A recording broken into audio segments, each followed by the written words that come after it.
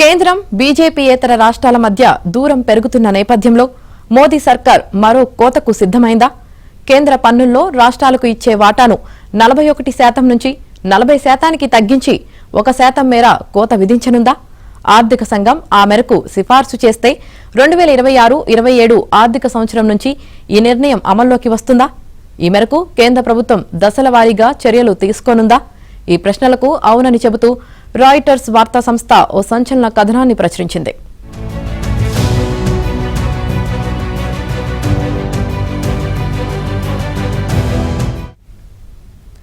మూడు వేర్వేరు విశ్వసనీయ వర్గాలను ఉటంకిస్తూ కేంద్రం తీసుకోబోయే చర్యలను గురించి వివరించింది.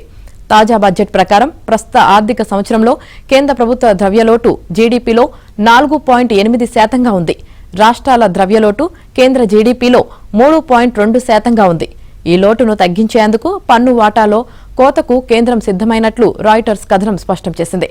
1980లో 20% ఉన్న రాష్ట్రాల వాటా క్రమంగా 41% పెరిగిందని, వచ్చే ఆర్థిక సంవత్సరంలో అందులో 1% కోతకు సన్నాహాలు చేస్తుందని పేర్కొంది. దీనివల్ల కేంద్ర ప్రభుత్వానికి సుమారుగా 35,000 కోట్ల రూపాయలు మిగులుతాయని, ఏప్రిల్ నుంచి ప్రారంభమయ్యే 2025-26 ఆర్థిక సంవత్సరంలో వసూలయ్యే పన్నులను బట్టి ఇది ఇంకా ఎక్కువగా ఉండవచ్చని అంచనా వేసింది.